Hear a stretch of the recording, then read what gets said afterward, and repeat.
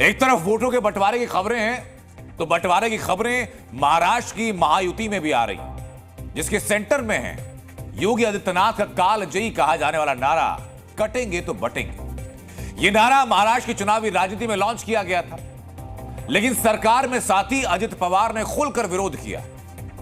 अजित पवार ने योगी के नारे का विरोध किया तो पहला संदेश यह गया कि महायुति में दरार पड़ रही। संदेश यह कि अजित पवार ने कटेंगे तो बटेंगे का विरोध करके बीजेपी का विरोध करना शुरू किया। लेकिन राजनीति में ना तो तस्वीरें और ना ही उनके मायने इतने सीधे होते हैं। वो मायने बताऊं उसके पहले कई सवाल उठ रहे हैं, वो सवाल जरा आप देखिए।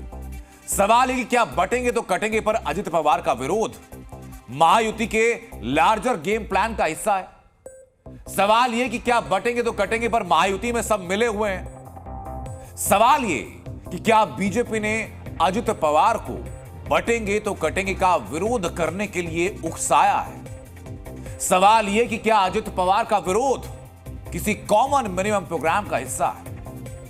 अब तक रिपोर्ट दिखाता हूं मैं आपको, जिनमें इन सब सवालों के जवाब आपको मिलेंगे।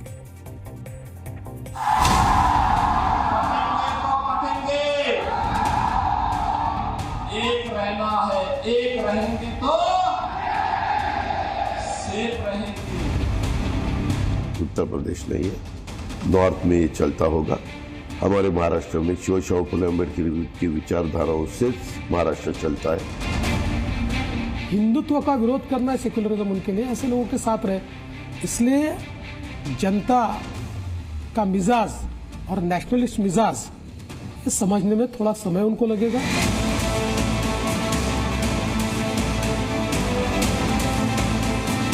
बटेंगे तो कटेंगे पर अजित पवार लगातार ऐसे संकेत दे रहे हैं जिससे लग रहा है कि महायुति में बंटवारा हो चुका है। आज एक बार फिर फडणवीस और अजित पवार बटे हुए एक दूसरे से कटे हुए दिखाई दिए। जहां तक अजित दादा का सवाल है, मुझे लगता है कि दशकों अजित दादा ऐसे विचारों में रहे हैं कि जिन विचारों में सेक्युलरिज्म नाम का एक इस प्रकार का विचार है जो मैं ऐसा मानता हूं कि हिंदू विरोधी है। Secularism, there is no real secularism amongst those who call themselves secularist. Hindutva का विरोध करना है सेक्युलरिज्म उनके लिए, ऐसे लोगों के साथ रहे। इसलिए जनता का मिजाज और नेशनलिस्ट मिजाज ये समझने में थोड़ा समय उनको लगेगा। उसको हमने सबने विरोध किया है, मैंने अकेले ने नहीं, मेरी पार्टियों ने तो किया ही किया। बीजेपी के मुझे किसी ने बताया, पंकजा मुंडे ने भी विरोध किया।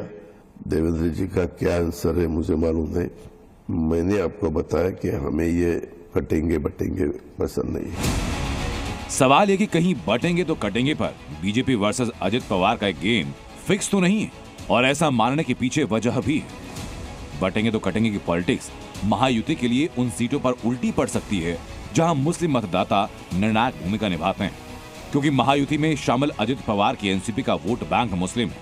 यानी जहां अजित पवार की पार्टी चुनाव लड़ रही है वहां वो तभी जीतेंगे जब उन्हें मुस्लिम वोट मिलेगा।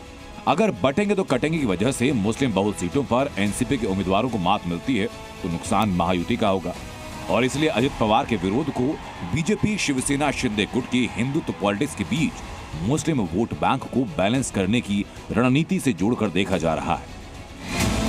महायुति में बीजेपी और शिवसेना शिंदे का वोट बैंक एक है, लेकिन एनसीपी का वोट बैंक अलग है। दोनों की विचारधारा भी अलग है, लेकिन चुनाव एक साथ लड़ना एक बात, लेकिन चुनाव जीतने के लिए अलग अलग दिखना जरूरी है। सीएम योगी और बीजेपी के बटेंगे तो कटेंगे नारे का भी विरोध, बीजेपी के ऐतराज के बावजूद नवाब मलिक को टिकट देना और अब अजित पवार का पीएम मोदी की रैली से किनारा करना, ये कुछ ऐसे संकेत जिनसे समझा जा रहा है कि बीजेपी और अजित पवार की एनसीपी जानबूझकर वोटर्स को संदेश दे रहे हैं कि गठबंधन भले हो लेकिन वो अलग अलग हैं, और इसलिए पूछा जा रहा है कि क्या महायुति में बटेंगे तो कटेंगे पर सब मिले हुए हैं। ब्यूरो रिपोर्ट, जी मीडिया। तो बटेंगे तो कटेंगे पर महायुति के बीच वाकई मतभेद है या पर्दे के पीछे कोई और गेम है?